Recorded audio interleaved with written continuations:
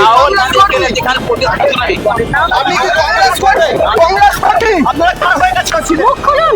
বারংবার কিন্তু তাকে প্রশ্ন করা হচ্ছে এবং সে কিন্তু বলছে যে তিনি কংগ্রেস কর্মী, কিন্তু বারংবার তাকে তখন প্রশ্ন করা হচ্ছে যে তার পরিবারের কেউ নিট এক্সাম দিয়েছে কিনা কিংবা তিনি কোনো এডুকেশনের সঙ্গে যুক্ত রয়েছেন কিনা, তিনি মুখ খুলছেন না।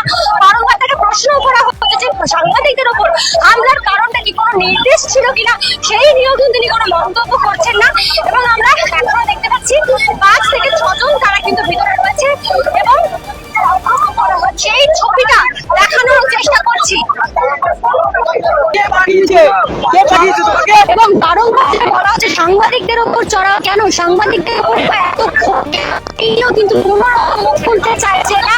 আগ্রহ থেকে শুরু করে আরো যারা রয়েছে তারা, কিন্তু আজ তাদেরকে নিয়ে আসা হয়েছে ধর্মতলা চত্বরে এবং সেই দিন অর্থাৎ গত শুক্রবার 24শে জুলাই যে ঘটনা ঘটেছিল, উত্তাল হয়েছিল এই ধর্মতলা চত্বর, বিশেষ করে সাংবাদিকদের ওপর যে টার্গেট করা হয়েছিল তার ভিত্তিতে পুনর্নির্মাণের জন্য তাদেরকে নিয়ে আসা হয়েছে এবং এখনো 3 জনকে এখান থেকে বের করা হবে। নিট পেপার লিকের অর্থাৎ নিট বিতর্কে যে আন্দোলনের ডাক দেওয়া হয়েছিল, ছাত্র আন্দোলনের নামে যে রকম ভাবে বিশৃঙ্খলা পরিস্থিতি তৈরি হয়েছিল এবং তারই জেরে রীতিমতো উত্তাল হয়েছিল সেই শুক্রবার।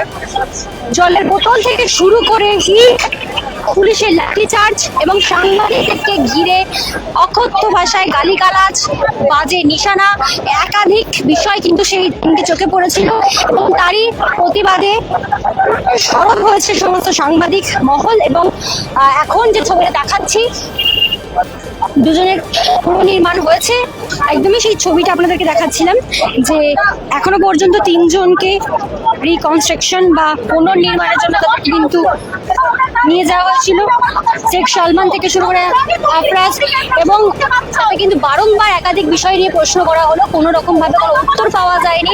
উল্টে নির্লজ্জের মতো কিন্তু হাসতে দেখা গিয়েছে শেখ সালমানকে।